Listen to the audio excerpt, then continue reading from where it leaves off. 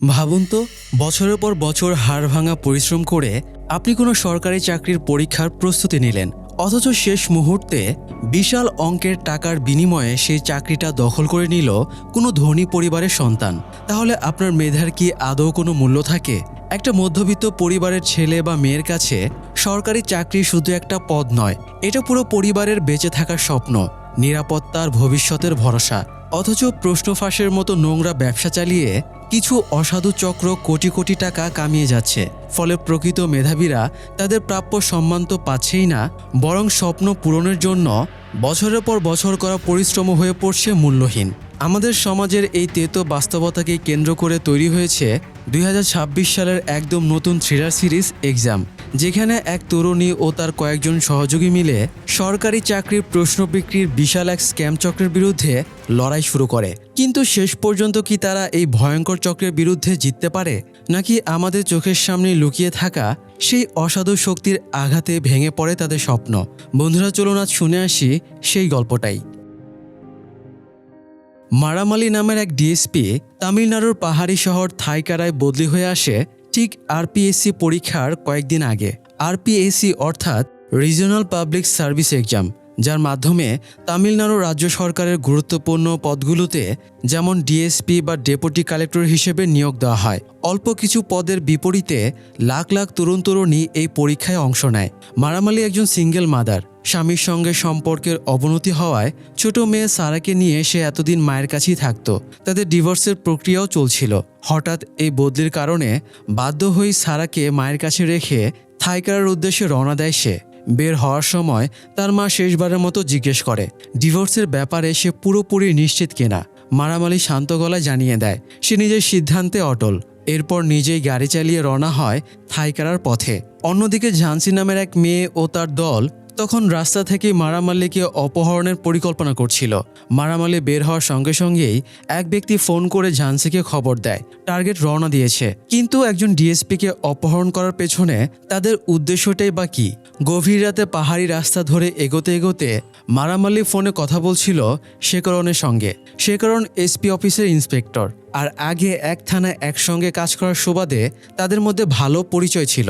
মারামালি মজা করেই বলে থাইকারায় পৌঁছেই সে শেখরনের সঙ্গে দেখা করবে, আর এই ঠান্ডা আবহাওয়ায় আড্ডার জন্য যেন রামের ব্যবস্থাও রাখা হয়। থাইকারার পাহাড়ি এলাকায় ঢোকার আগে একটি পুলিশ চেকপোস্ট পড়ে। সেখানে রাস্তার গেট বন্ধ ছিল। গার্ডকে বারবার ডাকলেও কোনো সাড়া না পেয়ে মারামালি নিজেই গাড়ি থেকে নেমে গেট খুলতে যায়। আর ঠিক তখনই সুযোগটা কাজে লাগায় আগে থেকে ওত পেতে থাকা ঝান্সি। সে চুপিসারে গাড়ির ভেতরে উঠে ব্যাক সিটে লুকিয়ে বসে। কিছু দূর যাওয়ার পর নির্জন পাহাড়ি রাস্তায় হঠাৎই ব্যাক সিট থেকে বন্দুক তাক করে ঝান্সি মারামালিকে নিয়ন্ত্রণে আনার চেষ্টা করে সে। কিন্তু মারামালি একজন ডিএসপি, সহজে হার মানার মানুষ নয়। চলন্ত গাড়ির ভেতরেই দুজনের মধ্যে ধস্তাধস্তি শুরু হয়ে যায়। তবে ঝান্সির হাতে বন্দুক থাকায় শেষ পর্যন্ত মারামালি পরাস্ত হয়। ঝান্সি তার হাতমুখ বেঁধে নিজেই গাড়ি চালাতে শুরু করে। থাইকারায় পৌঁছাতে নদী পার হওয়ার জন্য ফেরি ব্যবহার করতে হয়। সেখানে আগেই ঝান্সির লোক ঠিক করা ছিল। সে সহজেই তাদের ফেরি পার করিয়ে দেয়। এদিকে পুরো অপারেশনটা দূর থেকে নিয়ন্ত্রণ করছিল আরেকজন রহস্যময় ব্যক্তি, যাকে ঝান্সি শুধু স্যার বলে সম্বোধন করে। মূল পরিকল্পনার মাস্টারমাইন্ড ছিল সেই লোকটাই। ঝান্সির দলের মানিকান্দন আর মামি অনেক আগেই একটি ট্রাক নিয়ে থাইকারা থানায় পৌঁছে যায়। তারা ইন্সপেক্টর ইলাঙ্গভানকে জানায় ট্রাকে নতুন ডিএসপি মারামালির জিনিসপত্র রয়েছে, যেগুলো তার সরকারি বাংলোতে পৌঁছে দিতে হবে। এরপর তারা বাংলোর চাবি নিয়ে সেখানে গিয়ে একটি রুম সম্পূর্ণ সাউন্ডপ্রুফ বানিয়ে ফেলে, যাতে কাউকে সেখানে আটকে রাখলেও বাইরে থেকে কোনো শব্দ শোনা না যায়। সব প্রস্তুতি শেষ হওয়ার পর ঝান্সি মারামালিকে নিয়ে সেখানে পৌঁছে। তারপর তাকে শেকল দিয়ে বেঁধে সেই সাউন্ডপ্রুফ রুমে আটকে রাখা হয়। কিন্তু তাদের আসল পরিকল্পনাটা কি?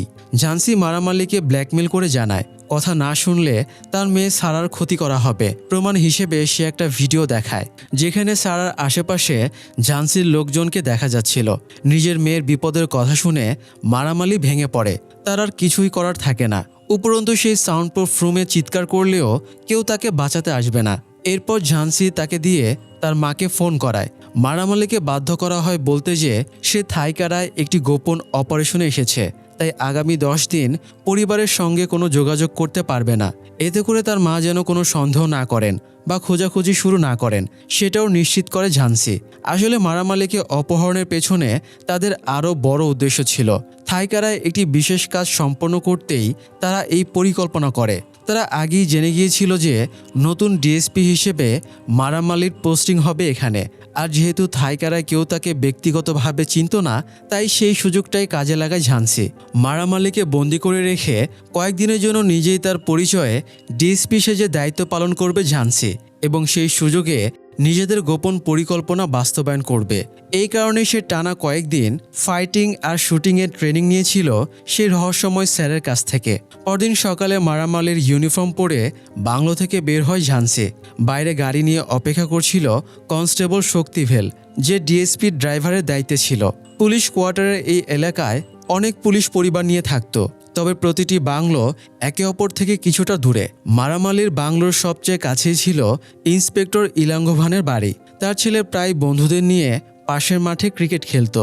সকালে ঝান্সি যখন বাংলো থেকে বের হচ্ছিল তখন ছেলেগুলোর ক্রিকেট বল গিয়ে পড়ে বাংলোর ছাদে। তারা বল আনতে ভেতরে যেতে চাইলে ঝান্সি কঠোর গলায় জানিয়ে দেয় ভেতরে প্রবেশের অনুমতি নেই। এমনকি বলের বদলে টাকা দিতে চাইলেও ছেলেগুলো টাকা না নিয়েই চলে যায়। পথে শক্তিভেলের কাছ থেকে ঝান্সি জানতে পারে ছেলেটি ইন্সপেক্টর ইলাঙ্গোভানের ছেলে। এদিকে প্রথম দিনেই মারামালিকে উদাগাম মালাই এসপি অফিসে গিয়ে যোগদানের রিপোর্ট করতে হতো। সেখানে ইন্সপেক্টর শেখরন তাকে খুব ভালোভাবেই চিনত, ফলে তার সামনে গেলে ঝান্সি সহজেই ধরা পড়ে যেতে পারত। এই কারণেই আগের রাতে শেখরন যখন বাইক চালিয়ে ফিরছিল তখন ঝান্সির দলের 2 সদস্য ইচ্ছাকৃতভাবে তাকে ধাক্কা মেরে ফেলে দেয়। দুর্ঘটনায় আহত হয়ে শেখরন হাসপাতালে ভর্তি হয়, ফলে সে আর এসপি অফিসে যেতে পারেনি। তবে আরেক সমস্যা ছিল, সাব ইন্সপেক্টর চেহিয়ানো মারামালিকে কিছুটা চিনত। সে প্রতিদিন সকাল 9টা থেকে 10টার মধ্যে এলাকায় টহলে বের হতো, তাই ঝান্সি ঠিক সেই সময়টাই বেছে নেয় রিপোর্ট করার জন্য। থাইকারার এসপি বিনোদ ছিলেন অত্যন্ত কঠোর এবং নির্ভীক অফিসার। সৌভাগ্যবশত ঝান্সির সঙ্গে দেখা হওয়ার আগেই তিনি চেহিয়ানকে অন্য কাজে ডেকে পাঠান। ঝান্সি আগেই মারামালির আইডি কার্ডে তার নিজের ছবি বসিয়ে রেখেছিল, পাশাপাশি মারামালির ব্যক্তিগত জীবন সম্পর্কেও বিস্তারিত জেনে এসেছিল। ফলে বিনোদের সব প্রশ্নেরই আত্মবিশ্বাসের সঙ্গে উত্তর দিতে পারে সে। আর চেহিয়ান সামনে এলে মাথা নিচু করে ক্যাপ পরে বসে থাকে, যাতে সে মুখ ভালোভাবে দেখতে না পারে। এতে করেই সেদিনের মতো বেঁচে যায় ঝান্সি। এসপি অফিস থেকে বের হয়ে কিছু দূর যাওয়ার পর সে শক্তিভেলকে গাড়ি থামাতে বলে। তারপর গাড়ি থেকে নেমে স্যারকে ফোন করে জানায় রিপোর্টিং সফল হয়েছে। তখন স্যার তাকে বলে এখনই আসল কাজ শুরু, আগামী 10 দিনের মধ্যেই ধরা পড়ার আগেই সব কিছু শেষ করতে হবে।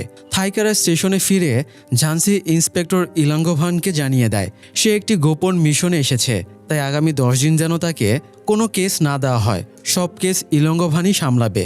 একদিন কেবিনে বসে থাকার সময় একজন উকিল একটি কেস নিয়ে তার কাছে আসে। ঢুকেই আইনের বিভিন্ন ধারা নিয়ে আলোচনা শুরু করে। এসব বিষয় ঝান্সির তেমন কোনো ধারণা ছিল না। শুরুতে সে ভয় পেয়ে গেলেও পরে পরিস্থিতি সামলে নেয়। শেষে অনুমতি ছাড়া ভেতরে ঢোকার অভিযোগে উকিলকেই বেরিয়ে যেতে বলে। উকিলের ভাই আকাশ তখন স্টেশনের বাইরে ইলাঙ্গোভানের সঙ্গে কথা বলছিল। আকাশ একটি নিউজ চ্যানেলে কাজ করত। সে নতুন ডিএসপি মারামালির ইন্টারভিউ নিতে এসেছিল। রাতে স্টেশন থেকে বের হওয়ার সময় আকাশ ভিডিও চালু করে ঝান্সির ইন্টারভিউ নিতে চায়, কিন্তু ঝান্সি রেগে গিয়ে তাকে ভিডিও করতে নিষেধ করে, এমনকি ফোন থেকে রেকর্ড করা ভিডিও ডিলিট করে দেয়। এই ঘটনাতেই আকাশের সন্দেহ হয়। কিছু খোঁজখবর নিয়েই সে ঝান্সির আসল পরিচয় জেনে ফেলে। এরপর তার পিছু নিতে নিতে পৌঁছে যায় পুলিশের কোয়ার্টারে ডিএসপি বাংলোর সামনে। বাংলোর ভেতর থেকে কাউকে টের পেয়ে ঝান্সি বাইরে বেরিয়ে আসে, আর তখনই আকাশ তাকে আসল নাম ধরে ডাকে। সে জানায় ঝান্সি যে আসলে মারামালি নয় সেটা সে জানে, এমনকি জেল থেকে বের হয়ে ডিএসপি সেজে থাকার ঘটনাও তার জানা।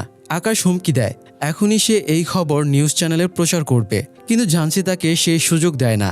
মানিকান্দন আর মামির সাহায্যে আকাশকেও বাংলোর ভেতরে বন্দি করে ফেলা হয়। তার জন্য তৈরি করা হয় আরেকটি সাউন্ডপ্রুফ রুম।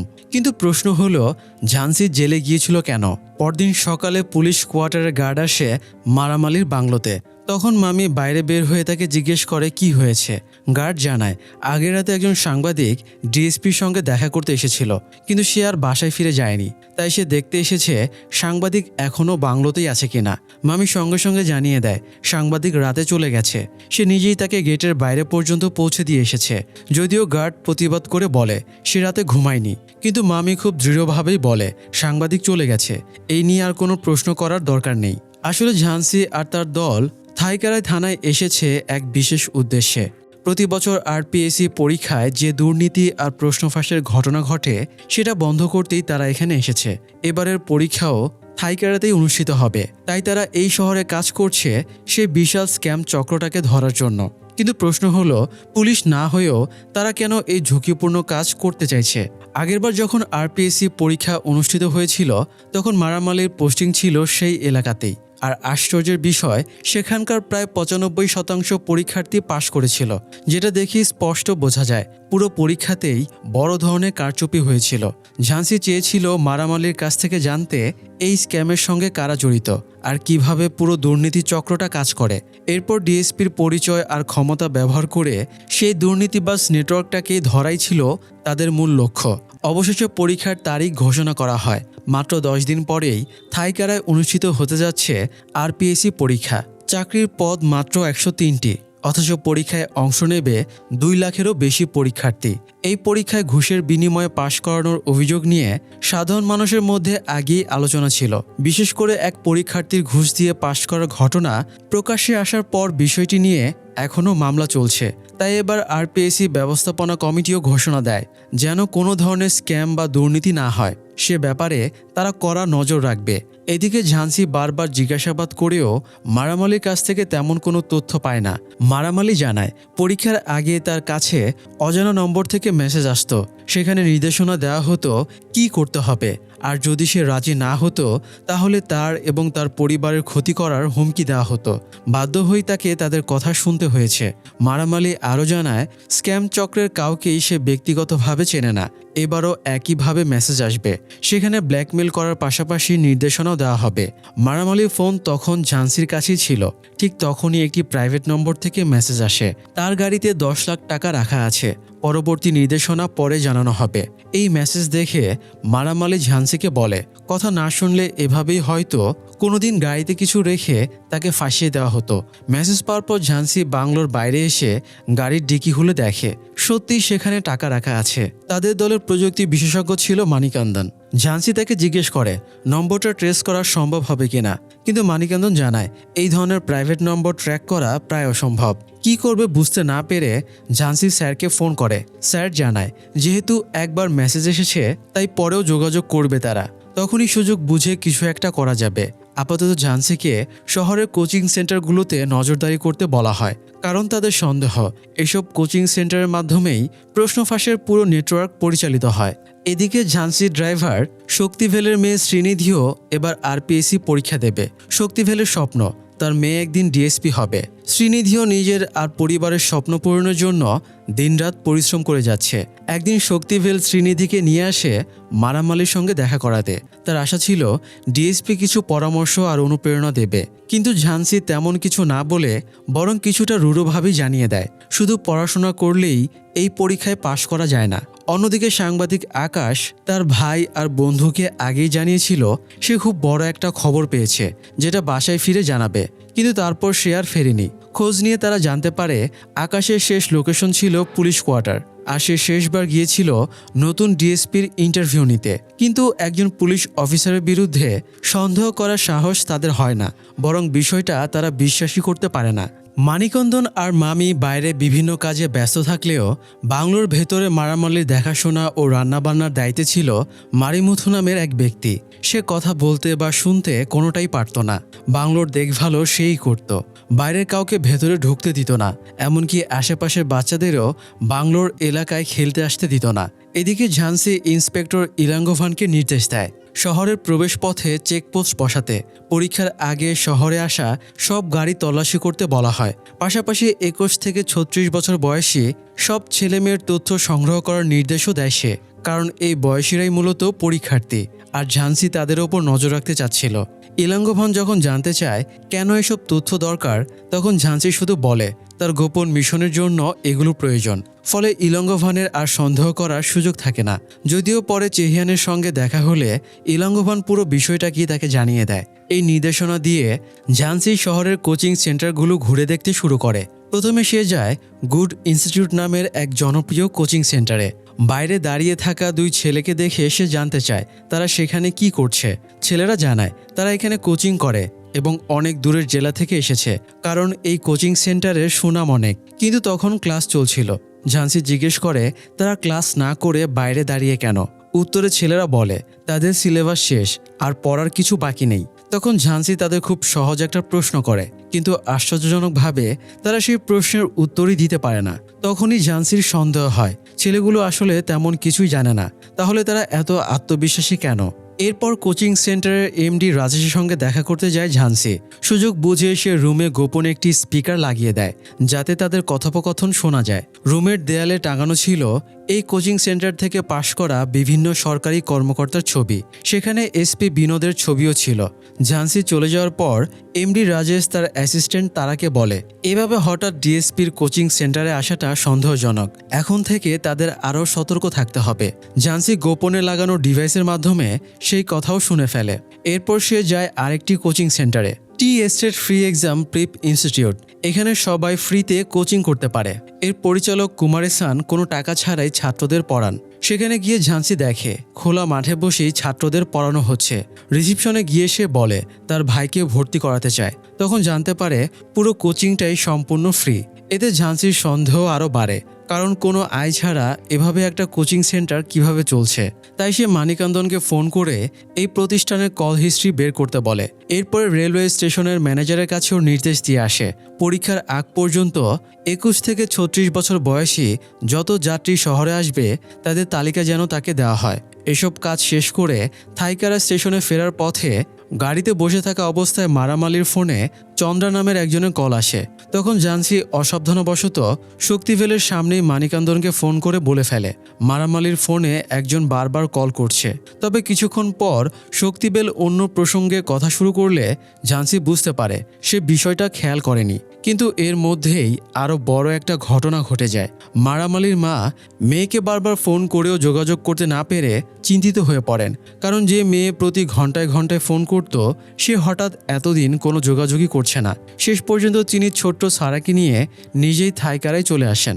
আর দুর্ভাগ্যজনকভাবে তারা যখন থাইকারা থানায় পৌঁছায় তখন সেখানে উপস্থিত ছিল মারামালির ছদ্মবেশে থাকা ঝান্সি। তাহলে কি এবার সবার সামনে ফাঁস হয়ে যাবে ঝান্সির আসল পরিচয়? তো যাই হোক, মারামালির মা আর মেয়েকে বাইরে বসিয়ে রেখে শক্তিবেল ভেতরে গিয়ে ঝান্সিকে জানায় তার মা আর মেয়ে থানায় এসেছে। খবরটা শুনে ঝান্সি মুহূর্তের জন্য ঘাবড়ে যায়, তবে দ্রুত নিজেকে সামলে নিয়ে শক্তিভেলকে কাজে পাঠিয়ে দেয়। তারপর পুরো পরিস্থিতিটা খুব বুদ্ধিমত্তার সঙ্গে হ্যান্ডেল করে। সে বাইরে এসে মারামালির মাকে মা বলেই সম্বোধন করে। তারপর চুপিসারে জানায় তার নাম বিজয়া, সে এখানে সাব ইন্সপেক্টর আর মারামালির সঙ্গে মিলে একটি গোপন মিশনে কাজ করছে। এরপর সে মারামালির মা আর ছোট্ট সারাকে নিয়ে থানার বাইরে বেরিয়ে আসে। শক্তিবেলকে জানায় সে নিজেই তাদের পৌঁছে দেবে, কারণ পরদিন সারার স্কুল খোলা, তাই তারা এখানে থাকতে পারবে না, ফিরে যেতে হবে। গাড়ি চালানোর সময় ঝান্সি মারামালির ফোন থেকে নিজের নম্বরে একটি মেসেজ পাঠায়। তারপর সেই মেসেজ মারামালির মাকে দেখিয়ে বলে কাজে ব্যস্ত থাকায় মারামালি আসতে পারবে না, তবে রাতে ভিডিও কলে কথা বলবে। মেসেজে ঠিক সেটাই লেখা ছিল। মারামালি মা বিষয়টা বিশ্বাস করে ফেলেন। ঝান্সি তাদের নিয়ে যায় একটি রিসোর্টে, যেখানে আগেই মামি গিয়ে রুম বুক করে রেখেছিল। সেখানে পৌঁছে সে জানায় মারামালি নাকি তাদের এখানে থাকতে বলেছে আর মামি তাদের দেখাশোনা করবে। সব বুঝিয়ে বলে ঝান্সি সেখান থেকে চলে আসে। ফলে কেউই বুঝতে পারে না যে মারামালির মা আর মেয়ে আসলে থাইকারাতেই রয়েছে, তারা ফেরত যায়নি। সেদিন রাতে ঝান্সি বন্দুক তাক করে মারামালিকে দিয়ে ভিডিও কলে কথা বলায়। মারামালি বাধ্য হয়েই নিজের মা আর মেয়েকে জানায় সে একটি গোপন মিশনে আছে, তাই এখন দেখা করা সম্ভব নয়। কাজ শেষ হলেই কয়েকদিন পর এসে দেখা করবে। কথার মাঝেই সারা তার মায়ের কাছে একটা নির্দিষ্ট খাবার খেতে চায়, কারণ রিসোর্টে শুধু হেলদি খাবারই সার্ভ করা হচ্ছিল।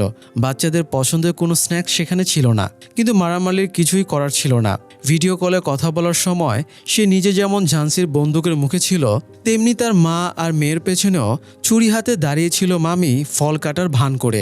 তাই চাইলেও মারামালি তাদের কোনো সতর্কবার্তা দিতে পারেনি। যেভাবেই হোক মারামালির মা আর মেয়ের বিষয়টা আপাতত সামলে নেয় ঝান্সি। এদিকে অ্যাক্সিডেন্টের পর হাসপাতাল থেকেই শেকরণ মারামালিকে ফোন করে, কিন্তু ঝান্সি মারামালির ফোন থেকে মেসেজ পাঠিয়ে জানিয়ে দেয় সে এখন ব্যস্ত, পরের সপ্তাহে দেখা হবে। শেকরণ কিছুই বুঝতে পারছিল না এমন কে তার শত্রু হতে পারে যে তাকে পরিকল্পিতভাবে অ্যাক্সিডেন্ট করিয়ে মারতে চাইবে। অন্যদিকে মানিকান্দন কুমারেসেনার কল রেকর্ড ঘেটে ঝান্সিকে জানায় সেখানে তেমন কোনো সন্দেহজনক নম্বর পাওয়া যায়নি। কুমারেসেন মাঝে মধ্যে একজন প্রফেসরের সঙ্গে কথা বলে, তবে প্রতি রাতেই সে চেন্নাইয়ের সত্য নামের একটি মেয়ের সঙ্গে ঘন্টার পর ঘন্টা ফোনে কথা বলে। ঝান্সি ধারণা করে কুমারেসেন যেহেতু অবিবাহিত, তাই হয়তো মেয়েটির সঙ্গে তার ব্যক্তিগত সম্পর্ক রয়েছে। সে মানিকান্দনকে এই বিষয়ে খোঁজ নিতে বলে, পাশাপাশি কুমারেসেনার অন্য কোনো নম্বর আছে কিনা সেটাও দেখতে বলে। পরের দিন রাজেশের সেক্রেটারি তারা যখন কোথাও যাচ্ছিল তখন আগেই পথে দাঁড়িয়েছিল ঝান্সি। সে জানায় তার গাড়ি নষ্ট হয়ে গেছে, তাই একটু লিফট দরকার। তারা তাকে গাড়িতে তুলে নেয়। কিছুদূর যাওয়ার পর ঝান্সি তাকে নিয়ে একটি নির্জন বাংলোতে পৌঁছায়। সেখানে ভেতরে গিয়ে এক কাপ কফি খাওয়ার প্রস্তাব দেয়। প্রথমে তারা রাজি না হলেও পরে ভেতরে যায়। বাংলোর ভেতরে ঝান্সির পরিচিত একজন ডাক্তার ছিল, সে তাদের জন্য কফি বানিয়ে দেয়। কফি খেতে খেতে ঝান্সি সরাসরি তারাকে জিজ্ঞেস করে সেদিন রাজেশ কেন বলেছিল পুলিশের থেকে দূরে থাকতে, তাদের কোচিং সেন্টারে কী ধরনের স্ক্যাম চলছে। তারা কিছু বলতে না চাইলে ঝান্সি তাকে সুইমিং পুলে ডুবিয়ে মারার ভয় দেখিয়ে জিজ্ঞাসাবাদ শুরু করে। শেষ পর্যন্ত তারা জানায় সে আসলে তেমন কিছুই জানে না, শুধু রাজেশ তাকে দিয়ে তাদের কোচিং সেন্টারের সব ছাত্রছাত্রীর রোল নম্বর একই সিরিয়ালে ফেলিয়েছে। এটা করা হয়েছিল রাত ৩টার সময়, কারণ এত রাতে সাধারণত কেউ পরীক্ষার রেজিস্ট্রেশন করে না। ফলে ওই সময় একসঙ্গে রেজিস্ট্রেশন করিয়ে তাদের সবার রোল নম্বর কাছাকাছি সিরিয়ালে আনা হয়েছিল। এর বাইরে তারা আর কিছুই জানতো না। সব শুনে ঝান্সি তাকে দিয়ে রাজেশকে ফোন করায় এবং দুদিনের ছুটি নিতে বলে। তারপর ডাক্তারটির তত্ত্বাবধানে সেই বাংলোতেই তারাকে রেখে আসে, যাতে বাইরে গিয়ে সে কিছু বলতে না পারে। এই কাজ শেষ করে ঝান্সি মারিমুথুকে দিয়ে সেই খাবার রান্না করায় যেটা সারা খেতে চেয়েছিল। তারপর সেই খাবার নিয়ে যায় রিসোর্টে মারামালির মা আর সারার কাছে। গিয়ে জানায় মারামালি নাকি সারার জন্য এই খাবার পাঠিয়েছে। কিন্তু রিসোর্টে ঢোকার পথেই ঝান্সির দেখা হয়ে যায় কনস্টেবল বসুর সঙ্গে। সে জানায় একটা কাজে এখানে এসেছে। ঠিক তখনই বসুকে ফোন করে শেকরণ। অ্যাক্সিডেন্টে হাত ভেঙে যাওয়ায় শেকরণ এই রিসোর্টেই থেরাপি নিচ্ছিল। বসুর কাছ থেকে যখন সে জানতে পারে মারামালি এখানে এসেছে এবং কালো শার্ট পরে আছে, তখনই সে তাকে খুঁজতে শুরু করে। কিছুক্ষণ পর ঝান্সি তার সামনে পড়ে যায়। শেকরণ যখন তার সঙ্গে কথা বলতে যাবে ঠিক তখনই মামি এসে ঝান্সিকে বিজয়া বলে ডাকে। ফলে শেকরণ ভাবে হয়তো মারামালি এসে আবার চলে গেছে। এদিকে রাজেশ তার কোচিং সেন্টারের ২০ জন ছাত্রের কাছ থেকে ঘুষ নিয়েছিল তাদের পরীক্ষায় পাশ করিয়ে দেওয়ার প্রতিশ্রুতি দিয়ে। এই পুরো কাজের পেছনে ছিল আরও একজন রহস্যময় ব্যক্তি। রাজেশ তাকে জানিয়েছিল সে ১০ জন ছাত্রের কাছ থেকে টাকা নিয়েছে এবং কমিশনের অংশও পাঠিয়ে দিয়েছে। কিন্তু হঠাৎই সে ব্যক্তি রাজেশকে ফোন করে জানায় সে বুঝে গেছে রাজেশ তাকে মিথ্যা বলেছে। এই কথা শুনে রাজেশ ভয়ে কাঁপতে থাকে এবং বারবার ক্ষমা চাইতে থাকে। কিন্তু সেই রহস্যময় লোকটা আসলে কে, আর রাজেশ তাকে এত ভয় বা পাচ্ছে কেন? অন্যদিকে ঝান্সি মারিমুথুকে একটি হেয়ারিং এইড কিনে দেয়। একদিন মারিমুথু সিরামিকের প্লেটে করে মারামালির জন্য খাবার নিয়ে আসে। খাবার রেখে চলে যাওয়ার পর মারামালি প্লেটটা ভেঙে ধারালো টুকরো বানিয়ে রাখে। পরে মারিমুথু যখন চা নিয়ে আসে তখন আগে থেকেই প্রস্তুত ছিল মারামালি। সুযোগ বুঝে সে সরাসরি মারিমুথুর ওপর হামলা করে বসে। তবে মারিমুথুও বুদ্ধিমান ছিল, নিজের কাছে থাকা চাবিটা সে অনেক দূরে ছুঁড়ে ফেলে দেয়, ঠিক এমন জায়গায় যেখানে পায়ে বাঁধা শেকলের কারণে মারামালির পৌঁছানো সম্ভব নয়। এদিকে চা নিয়ে আসার আগে বাইরের শব্দ শুনে মারিমুথু বাংলোর দরজা খুলে বেরিয়েছিল। আসলে বাইরে ইলঙ্গভানের ছেলে আর তার বন্ধুরা ক্রিকেট খেলছিল, আর তাদের বল গিয়ে পড়েছিল বাংলোর ছাদে। মারিমুথু দরজা খুলতেই ইলঙ্গভানের ছেলে চুপিসারে ভেতরে ঢুকে পড়ে আর বাকিরা ভয়ে পালিয়ে যায়। বল নিয়ে ফেরার সময় ছেলেটা হঠাৎই দেখে মারিমুথু রক্তাক্ত অবস্থায় পড়ে আছে আর একটু দূরে শেকলে বাঁধা মারামালি দ্রুত তাকে বলে চাবিটা এগিয়ে দিতে আর জানায় সেই আসল ডিএসপি। ছেলেটা ভয় পেয়ে যায়। ঠিক তখনই সেখানে এসে পৌঁছায় ঝান্সি। দৃশ্যটা দেখেই সে দ্রুত মারিমুথুর গলার ক্ষত থেকে রক্ত বন্ধ করার চেষ্টা করে, আর তখনই তার চোখে পড়ে ইলাঙ্গভানের ছেলে। ধরা পড়ে যাওয়ার ভয়ে ছেলেটা দৌড়ে পালাতে শুরু করে। ঝান্সিও তার পিছু নেয়, কিন্তু তাকে ধরতে পারে না। ছেলেটা দৌড়ে নিজের বাসায় ঢুকে দরজা বন্ধ করে দেয়। ভেতরে তখন ইলাঙ্গোভান দাঁড়িয়েছিল। ছেলেটা ভয়ে কাঁপতে কাঁপতে সবকিছু বলে দেয় তাকে। আর বাইরে দাঁড়িয়ে ঝান্সি বারবার দরজা খুলতে বলছিল। তাহলে কি এবার ফাঁস হয়ে যাবে ঝান্সির আসল পরিচয়? ইলাঙ্গোভান কি সবার সামনে প্রকাশ করে দেবে পুরো সত্যটা? যাই হোক, ইলাঙ্গোভান কাউকে ফোন করার আগেই ঝান্সি দরজার বাইরে দাঁড়িয়ে তার দিকে বন্দুক তাক করে দরজা খুলতে বলে। ভেতরে ঢুকে সে জানায় তাদের কোনো ক্ষতি করার ইচ্ছা তার নেই। এরপর ধীরে ধীরে পুরো সত্যিটাই খুলে বলে ইলাঙ্গোভানকে। আসলে ঝান্সির জীবনের পেছনে লুকিয়েছিল এক ভয়ঙ্কর কষ্টের গল্প। খুবই প্রত্যন্ত এক গ্রামের নিচু জাতের সমাজচ্যুত পরিবারে জন্ম হয়েছিল তার। ছোটবেলাতেই সাপের কামড়ে মারা যায় তার বাবা। তাদের জাত এতটাই অবহেলিত ছিল যে বাবাকে দাফন করার জন্য এক টুকরো জমিও তারা পায়নি। শেষ পর্যন্ত মৃতদেহ পানিতে ভাসিয়ে দিতে হয়েছিল। ঝান্সির মা হাঁস পালন করত, আর সেই হাঁসের ডিম বিক্রি করেই কোনো মতে সংসার চলত। দারিদ্র্যের মধ্যেও ঝান্সি ছিল অত্যন্ত মেধাবী ছাত্রী। তার মায়ের স্বপ্ন ছিল মেয়ে একদিন বড় পুলিশ অফিসার হবে, সমাজে সম্মান পাবে, বদলে দেবে নিজেদের ভাগ্য।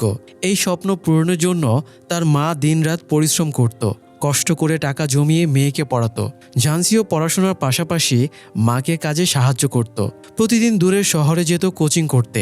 অবশেষে সে আরপিএসসি পরীক্ষায় অংশ নেয়। পরীক্ষার প্রতিটি প্রশ্নই তার কমন পড়েছিল। আত্মবিশ্বাসের সঙ্গে সব উত্তর লিখে সে হল থেকে বের হয়। তার বিশ্বাস ছিল এবার আর কেউ তাকে থামাতে পারবে না। এত ভালো পরীক্ষা দেওয়ার পর চাকরিটা তার হয়েই যাবে। পরীক্ষার শেষে সে ওয়াশরুমে যায়। সেদিন একই পরীক্ষায় অংশ নিয়েছিল মারামালিও। ওয়াশরুম থেকে বের হওয়ার সময় ঝান্সি শুনতে পায় মারামালি ফোনে কাউকে বলছে সে খাতা প্রায় ফাঁকাই রেখে এসেছে, শুধু কিছু কোডওয়ার্ড লিখে জমা দিয়েছে। এই কথাটা শুনেই ঝান্সির মাথায় বাজ পড়ে। সে বুঝে যায় পরীক্ষার ভেতরে ভয়ঙ্কর কোনো স্ক্যাম চলছে। তার মতো হাজারো পরিশ্রমী পরীক্ষার্থীর স্বপ্ন কেউ টাকা আর ক্ষমতার জোরে ছিনিয়ে নিচ্ছে।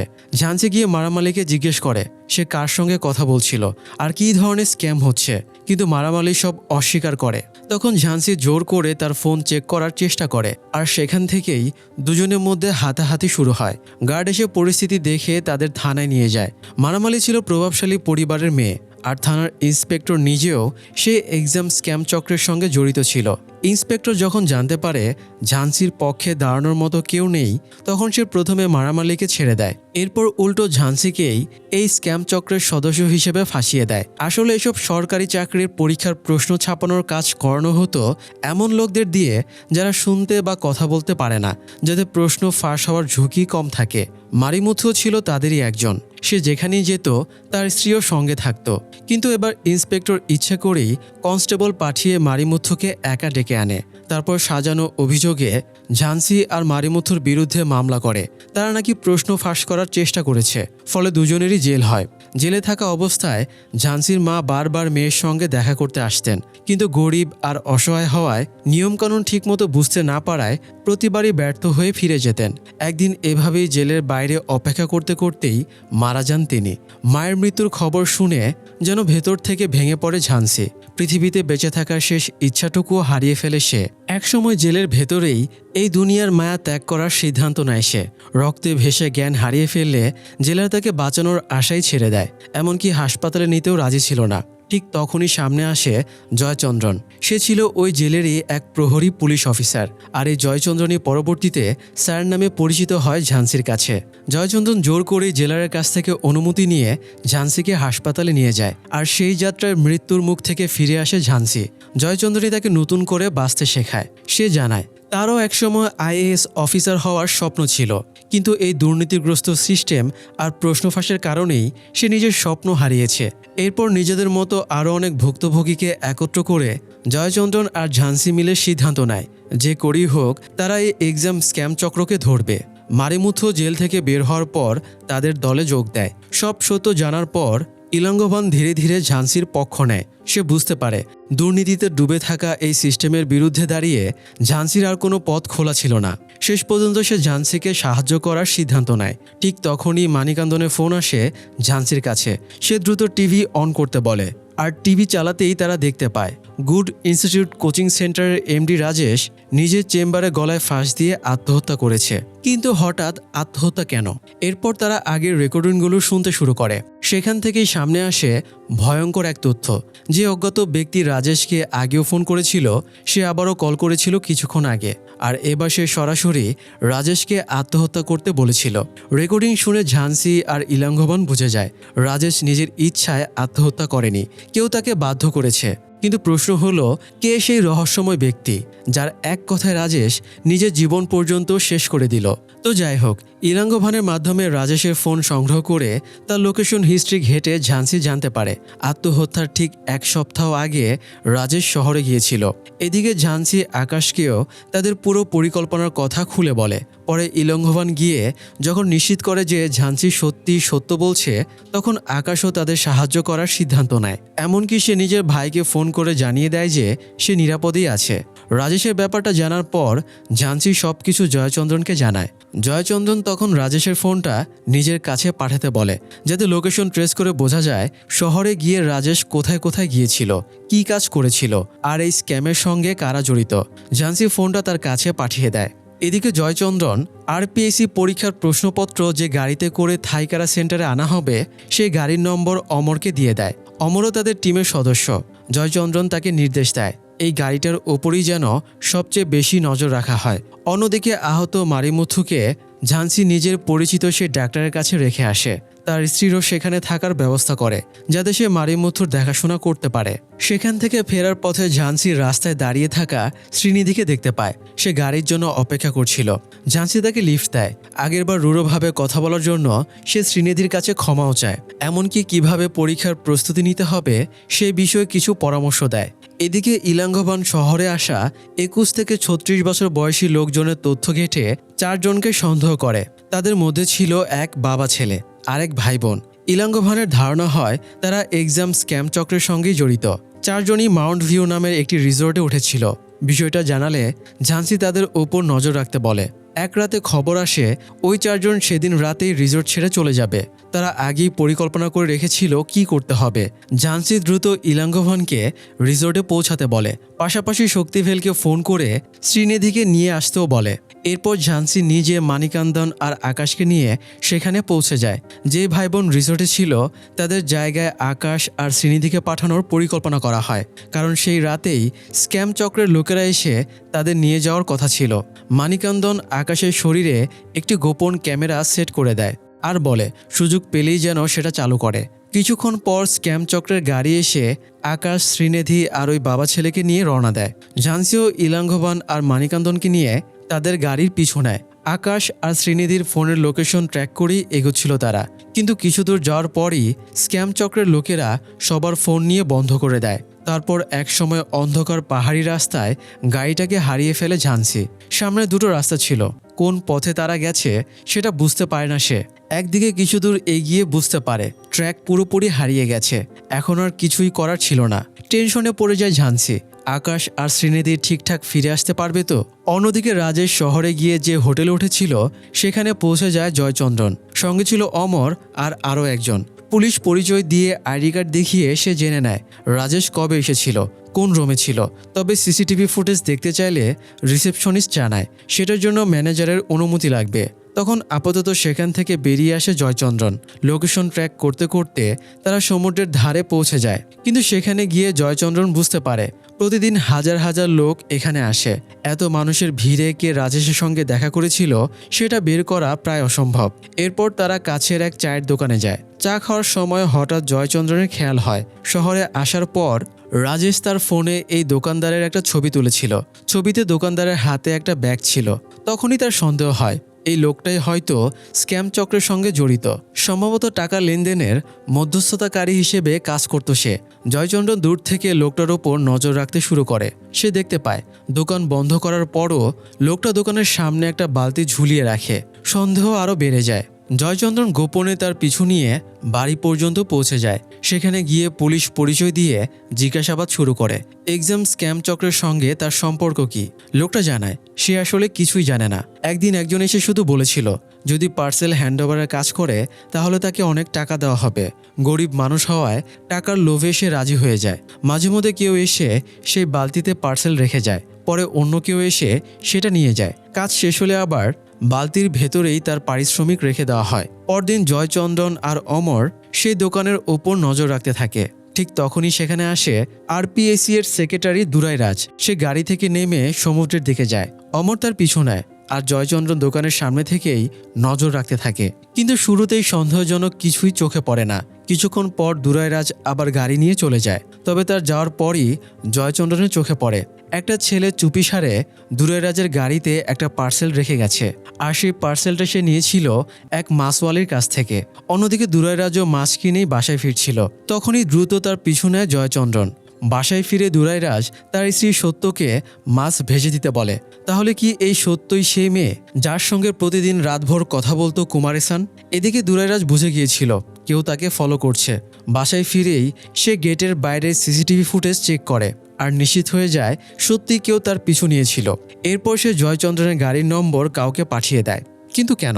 অন্যদিকে পরদিন সকালে ফিরে আসে আকাশ আর শ্রীনিধি। তারা জানায় তাদের একটা গোপন জায়গায় নিয়ে যাওয়া হয়েছিল। সেখানে তাদের মতো আরও অনেক পরীক্ষার্থী ছিল। সবাইকে কিছু প্রশ্নপত্র দিয়ে বলা হয় এগুলো থেকেই পরীক্ষায় প্রশ্ন আসবে আর পরীক্ষার আগের কয়েকদিন সেখানে থেকেই সেগুলো মুখস্থ করতে হবে। কিন্তু হঠাৎই সেখানে একদল লোক এসে পুরো জায়গায় হামলা চালায়। তারা স্ক্যাম চক্রের কয়েকজনকে মারাত্মকভাবে আহতও করে। হামলাকারীদের একজন চিৎকার করে বলে যে প্রশ্নপত্র দেয়া হয়েছে সেগুলো ভুয়া। স্ক্যামাররা পরীক্ষার্থীদের সাথে প্রতারণা করছে। শুধু তাই নয়, পরীক্ষার্থীদের টাকা ফেরত দিতেও বলে তারা। এই পুরো ঘটনা ঘটার সময় আকাশ নিজের গোপন ক্যামেরা চালু করে দিয়েছিল। সেই ফুটেজ দেখেই ঝান্সি হতবাক হয়ে যায়, কারণ হামলা চালানো লোকটা আর কেউ নয়, টি এস্টেট ফ্রি কোচিং সেন্টারের এমডি কুমার-এসান। তাহলে কি এই স্ক্যাম চক্রের সঙ্গে কুমার-এসানও জড়িত? ঠিক তখনই অমরের ফোন আসে। সে কাপা গলা জানায় গাড়ি দুর্ঘটনায় মারা গেছে জয়চন্দ্রন। এই খবর শুনে যেন মুহূর্তেই ভেঙে পড়ে ঝান্সি। তাহলে কি আরপিএস এর সেক্রেটারি দুরাই রাজি জয়চন্দ্রনকে খুন করিয়েছে? জয়চন্দ্রনের মৃত্যুর সঙ্গে সঙ্গেই যেন ঝান্সি আর তার পুরো দলের মাথার ওপর থেকে শেষ আশ্রয়টুকুও সরে যায়। তো যাই হোক, ঝান্সির মতো কুমার-এসানের জীবনেও লুকিয়ে ছিল এক গভীর ট্র্যাজেডি। কুমার-এসান ছিল অত্যন্ত গরিব পরিবারের ছেলে। সে তার মা আর ছোট বোন সত্যকে নিয়ে থাকত। সংসার চলত নদী থেকে মাছ ধরে সেগুলো বাজারে বিক্রি করে। সত্য মায়ের কাজে সাহায্য করত। তবে কুমার-এসানকে কোনোদিন এসব কাজে হাত দিতে দিত না তার মা। তার মায়ের একটাই স্বপ্ন ছিল ছেলে বড় হয়ে অনেক বড় কিছু করবে, পড়াশোনা করে সম্মানজনক জায়গায় পৌঁছাবে। এই জন্যই কুমার-এসানকে মাছ ধরা বা ছোটোখাটো কাজ করতে দিত না, বরং যত্ন করে তাকে পড়াশোনার সুযোগ করে দিত। কুমার-এসানও ছিল অসাধারণ মেধাবী। স্কুল পরীক্ষায় পুরো জেলার মধ্যে প্রথম হয়েছিল সে। কিন্তু কলেজে ভর্তি হওয়ার আগেই তাদের জীবনে নেমে আসে ভয়ঙ্কর বিপর্যয়। একদিন মাছ ধরতে গিয়ে তার মা একটা মাছ মুখে চেপে ধরে বড়শিতে কেঁচো লাগাচ্ছিল আরেকটা মাছ ধরার জন্য। অসাবধানতাবশত মুখে থাকা মাছটা গলার ভেতরে ঢুকে যায় আর সেখানেই মৃত্যু হয় তার। মায়ের মৃত্যুর পর মুহূর্তেই বদলে যায় কুমার-এসানের জীবন। যে ছেলে কোনোদিন কাজ করেনি তাকে এবার বোনকে নিয়ে নদীতে মাছ ধরতে যেতে হয়। বাজারে বাজারে ঘুরে মাছ বিক্রি করতে হয় সংসার চালানোর জন্য। কুমার-এসানের মায়ের কাছ থেকে নিয়মিত মাছ কিনত শান্তি নামের এক মহিলা। কুমার-এসান তাকে চিনত। একবার শান্তির ছেলে মনোজের পক্স হয়েছিল। তখন কুমার-এসানের মা তাকে বিশেষ এক মাছ রান্না করে খাওয়াতে বলেছিল। আশ্চর্যজনকভাবে মনোজ সুস্থ হয়ে যায়। সেই থেকেই শান্তি নিয়মিত তাদের কাছ থেকে মাছ কিনত। মায়ের মৃত্যুর পর একদিন কুমার-এসান আর সত্য মাছ বিক্রি করতে গেলে শান্তি তাদের কাছে আসে আর নিজের ছেলে মনোজের বিয়ের কার্ড দেয়। সেই কার্ড দেখেই কুমার-এসান দেখে মনোজ এখন ডেপুটি কালেক্টর। এটা দেখে তার মাথায় প্রশ্ন জাগে, কারণ এর আগেই সে নিজেই শান্তিকে বলতে শুনেছিল মনোজ পড়াশোনায় খুব একটা ভালো না। তাহলে সে কিভাবে এত বড় সরকারি চাকরি পেল? এই সন্দেহ থেকেই কুমার-এসান দৌড়ে গিয়ে শান্তিকে প্রশ্ন করে। তখন শান্তি তাকে এমন এক সত্য জানায় যা তার জীবনটাই বদলে দেয়। সে বলে বড় সরকারি চাকরি পেতে শুধু মেধা থাকলে হয় না, ঠিক জায়গায় টাকা ঢালতেও জানতে হয়। সেই প্রথম কুমার-এসান জানতে পারে এক্সাম স্ক্যামের ভয়ঙ্কর বাস্তবতা সম্পর্কে। এদিকে টাকার অভাবে ঠিকমতো চলছিল না কুমার-এসান আর সত্যের জীবনও। একদিন বাধ্য হয়ে সে শান্তির কাছে গিয়ে একটা চাকরির ব্যবস্থা করে দিতে অনুরোধ করে। শান্তি তখন তাকে আর সত্যকে শহরে এক ব্যক্তির কাছে পাঠায়। লোকটার একটা কোচিং সেন্টার ছিল যেখানে সরকারি চাকরির প্রস্তুতির জন্য অনেক ছেলে মেয়ে পড়তে আসতো। সেখানে কুমার হাসানের কাজ ছিল ফটোকপি করা, পাশাপাশি ধনী ছাত্রছাত্রীদের আলাদা করে চিনে তাদের কানে কানে বলা সহজে পাশ করার একটা উপায় তার জানা আছে। এভাবেই সেই লোক ধনী পরিবারের সন্তানদের টোপে ফেলে টাকা কামাতো, আর কুমার হাসান ছিল তার মাধ্যম। কুমার হাসান নিজের পড়াশোনা চালিয়ে যেতে চাইলেও টাকার অভাবে আর কাজের চাপে সেটা আর সম্ভব হয়নি। তবে ধীরে ধীরে সে এই পুরো সিস্টেমটাই শিখে ফেলে। এক সময় গিয়ে সে বেতনের বদলে কমিশন দাবি করে বসে। তখন সেই লোক তাকে অপমান করে বলে, এত বড় স্বপ্ন দেখতে নেই। সেই অপমান থেকেই কুমার হাসান নিজের বন্ধুদের সঙ্গে মিলে tea estate free coaching centre খোলার পরিকল্পনা করে। কিন্তু সেই লোক যখন এই পরিকল্পনার কথা জানতে পারে, তখন সে কুমার হাসানকে খুন করার চেষ্টা করে, যাতে আইডিয়াটা নিজে নিয়ে নিতে পারে। তখন আত্মরক্ষার জন্য কুমার হাসানই উল্টো তাকে খুন করে ফেলে। এরপর ধীরে ধীরে গড়ে তোলে নিজের কোচিং সেন্টার। সে নিজে টাকার অভাবে পড়তে পারেনি, তাই গরিব ছাত্রছাত্রীদের বিনা খরচে পড়ানোর ব্যবস্থা করে। তবে এর পেছনেও ছিল এক অদ্ভুত হিসাব। তার ধারণা ছিল এত শত গরিব ছাত্রছাত্রীর ভিড়ে কিছু ধনী পরিবারের সন্তানও নিশ্চয়ই থাকবে। তাদের কাছ থেকে প্রশ্ন বিক্রি করে বা পাশ করিয়ে দিয়ে মোটা অঙ্কের টাকা আয় করবে সে। তারপর সেই টাকার একটা অংশ দিয়ে গরিবদের পড়াশোনা চালাবে।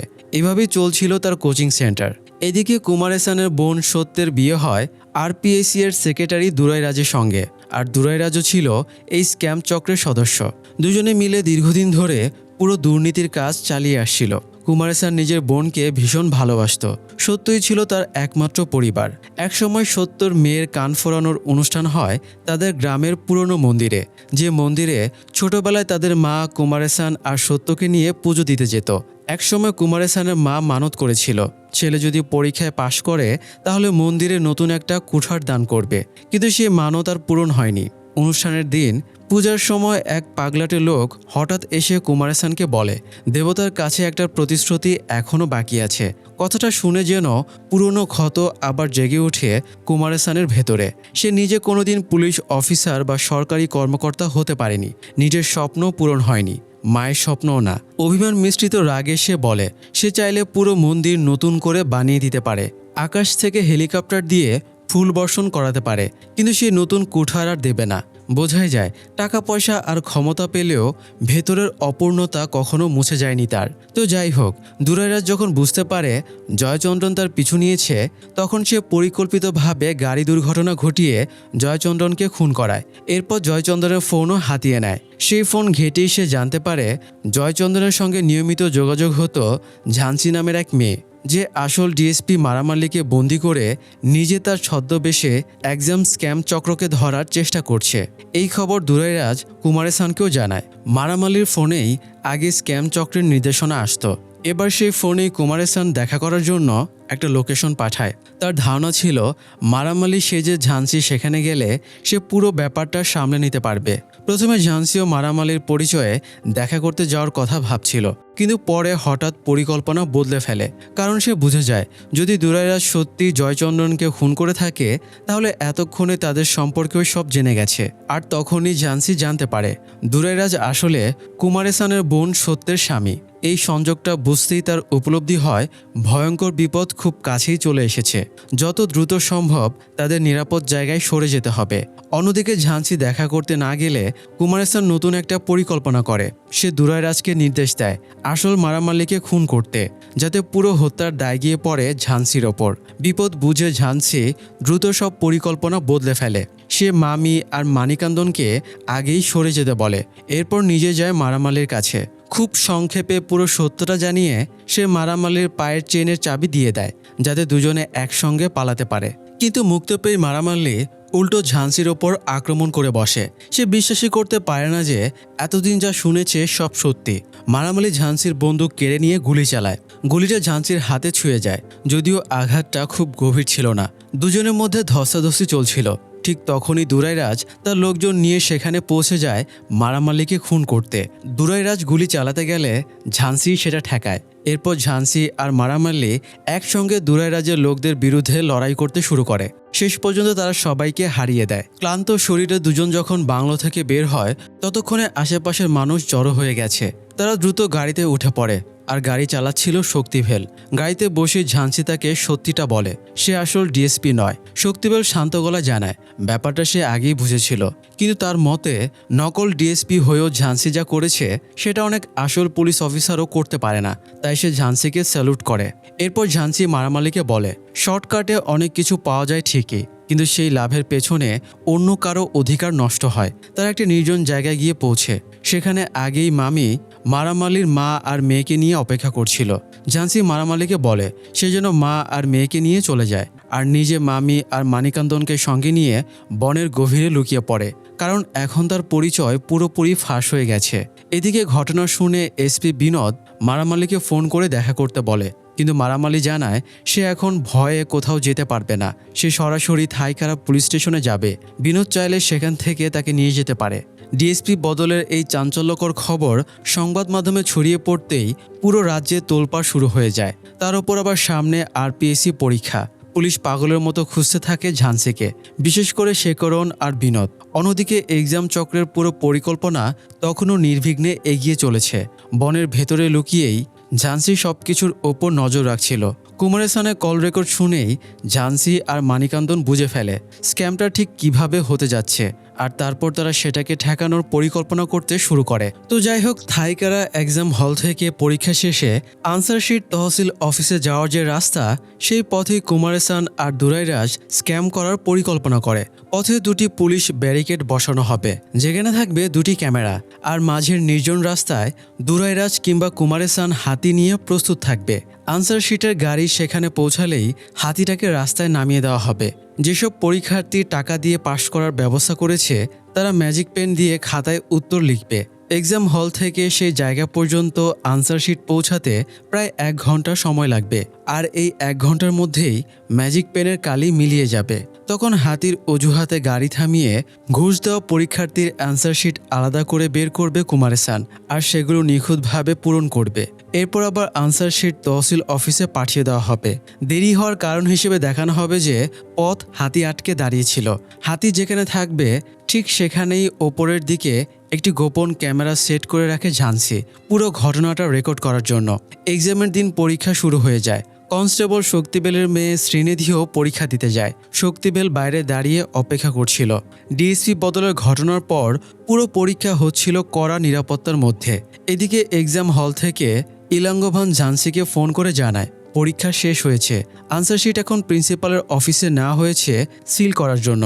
কিছুক্ষণের মধ্যেই সেগুলো নিয়ে বের হয়ে যাবে। কিন্তু ডিএসপি বদলের পর অন্য পুলিশেরাও ডিএসপি অফিসের সদস্যদের ওপর নজর রাখছিল। এক পুলিশ ইলাঙ্গভানকে ফোনে কথা বলতে দেখে তার ফোন চেক করে। সেখানে ঝান্সির নাম্বার JN নামে সেভ করা ছিল। বিষয়টা বুঝতে পেরে ইলাঙ্গভানকে আটক করা হয়, আর ঝান্সির নাম্বার ট্রেস করার দায়িত্ব দেওয়া হয়। লোকেশনও পাঠিয়ে দেওয়া হয় এসপি বিনোদের কাছে। এদিকে ঝান্সি, মানিকান্দন আর মামি ক্যামেরার দিকে তাকিয়ে অপেক্ষা করছিল আনসারশিটের গাড়ির জন্য, কিন্তু তারা যা ভেবেছিল তা হলো না। আনসারশিটের গাড়ি কোথাও না থেমেই চলে যায়। ঝান্সির পুরো প্ল্যান ব্যর্থ হয়ে যায়। ঠিক তখনই ক্যামেরার সামনে এসে দাঁড়ায় দুরাইরাজ। ক্যামেরার দিকে তাকিয়ে সে ঝান্সিকে উদ্দেশ্য করে বলে তারা ইচ্ছে করেই তাকে ভুল পথে চালিত করেছে।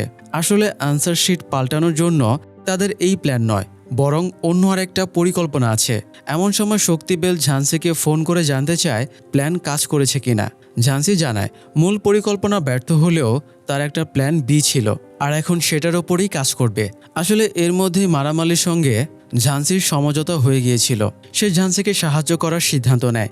ঝান্সি তাকে একটি গোপন ক্যামেরা দিয়েছিল, যাতে সে কোনোভাবে সেটা বিনোদের গাড়িতে সেট করে দিতে পারে। পরে বিনোদ যখন থাইকারা স্টেশন থেকে মারামালিকে নিতে আসে, তখন তার অজান্তেই গাড়িতে ক্যামেরাটা বসিয়ে দেয় মারামালি। আসলে কুমারেসানের পুরো স্ক্যামের পরিকল্পনাই ছিল আলাদা। আনসারশিট ফেরির মাধ্যমে পার করা হচ্ছিল এসপি আর প্রিন্সিপালের তত্ত্বাবধানে, যাদের কুমারেসান আগে নিজের দলে টেনে নিয়েছিল। ফেরিতে বসে বিনোদের গাড়ির ভেতর কুমারেসান সেই সব পরীক্ষার্থীর নামে নতুন আনসারশিট পূরণ করতে থাকে, যাদের কাছ থেকে টাকা নেওয়া হয়েছিল। তাকে সাহায্য করছিল বিনোদও। আনসারশিট পূরণ হয়ে গেলে সেগুলো প্রিন্সিপালের হাতে তুলে দেওয়া হয়। এরপর এক্সাম হল থেকে আনা আসল আনসারশিটের ভেতর থেকে নির্দিষ্ট পরীক্ষার্থীদের খাতা সরিয়ে সেখানে কুমারেসানের পূরণ করা নতুন আনসারশিট ঢুকিয়ে দেওয়া হয়। তখন বিনোদ কুমারেসানকে জিজ্ঞেস করে প্রত্যেক আনসারশিটের OMR আর বারকোড তো আলাদা, তার উপর সবার প্রশ্নপত্র আলাদা ছিল। তাহলে সে কিভাবে বুঝলো কে কোন প্রশ্ন পেয়েছে? আর এত অল্প সময়ে এই বারকোডের আনসার শিটই বা কিভাবে তৈরি করলো? তখন কুমার-সান জানায়, যারা টাকা দিয়েছিল তাদের সিট একই হলে ধারাবাহিকভাবে ফেলা হয়েছিল। সেখানে তার লোক হিসেবে এক টিচার গার্ডে ছিল, যার চশমায় লাগানো ছিল স্পাই ক্যামেরা। পরীক্ষা শুরু হওয়ার পর সেই ক্যামেরা দিয়েই পরীক্ষার্থীদের ওএমআর কোডের ছবি তুলে পাঠানো হয়। এরপর সেই কোড প্রিন্টিং হাউসে পাঠিয়ে একই বারকোডের নতুন আনসার শিট তৈরি করা হয়। এখন সেগুলি আসল খাতার সঙ্গে বদলে ফেলা হচ্ছে। আর এই পুরো ঘটনাটাই ধরা পড়ে বিনোদের গাড়িতে বসানো গোপন ক্যামেরায়। রেকর্ডিংটা একটি পেন ড্রাইভে নিয়ে ঝান্সি যখন বনের ভেতরের নিজের ট্রেন থেকে বের হচ্ছিল, তখন সেখানে হাজির হয় শেকারন আর চেহিয়ান। শেকারন ঝান্সিকে পেন ড্রাইভটা দিতে বলে। সে ঝান্সির ওপর হামলা করতে গেলে চেহিয়ান তাকে থামিয়ে উল্টো তার দিকেই বন্দুক তাক করে। এরপর চেহিয়ান ঝান্সিকে জানায়, অনেক আগেই তার সন্দেহ হয়েছিল যে সে আসল মারামালি নয়। পরে ইলঙ্গোভানের কাছ থেকে সব সত্য জানার পরেও সে কিছু প্রকাশ করেনি, বরং না জানিয়েই এতদিন ঝান্সিকে সাহায্য করে এসেছে।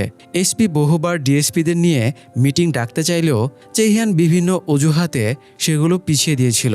কারণ সে জানত ঝান্সি যদি সেই মিটিংয়ে যেত তাহলে সেখানে অন্তত একজন হলেও থাকতো যে আসল মারামাল্লিকে চেনে, আর তখনই ঝান্সির পরিচয় ফাঁস হয়ে যেত।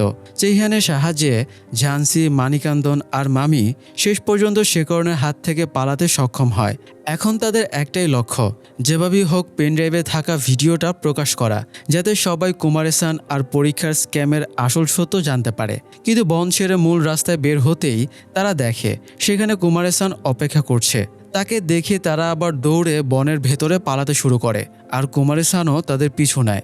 ধাওয়া করার এক পর্যায়ে কুমার-সানের ছোড়া তীরে আহত হয়ে মারা যায় মামি। তখন ঝান্সি আর মানিকান্দন আলাদা হয়ে দুদিকে পালানোর সিদ্ধান্ত নেয়। কিছুক্ষণ পর কুমার-সান ঝান্সিকে ধরে ফেলে। তার ছোড়া একটি তীর গিয়ে ঝান্সির পেটে লাগে।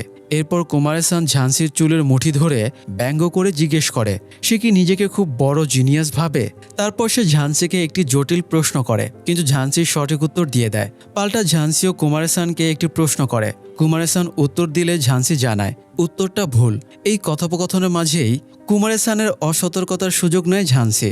নিজের পেট থেকে তীরটা টেনে বের করে সেটাই কুমার-সানের পেটে বসিয়ে দেয়। তারপর সেখান থেকে পালিয়ে যেতে সক্ষম হয়। এরপর ঝান্সি কুমার-সান আর বিনোদের গাড়ির ভেতরে সে গোপন কথোপকথন নিউজ চ্যানেলে ফাঁস করে দেয়। পুরো ঘটনা প্রকাশ্যে চলে আসতেই পুলিশ কুমার-সানকে খুঁজতে শুরু করে।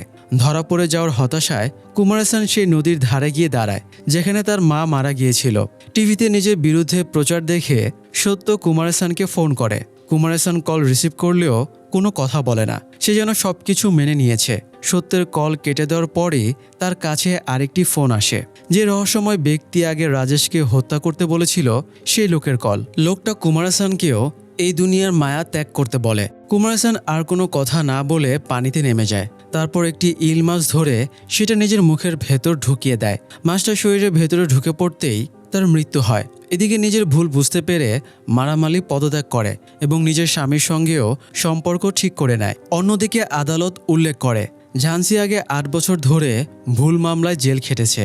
তার ওপর এত বড় একটি স্ক্যাম চক্রকে ধরিয়ে দেওয়ার পেছনে তার অবদানও ছিল অসামান্য।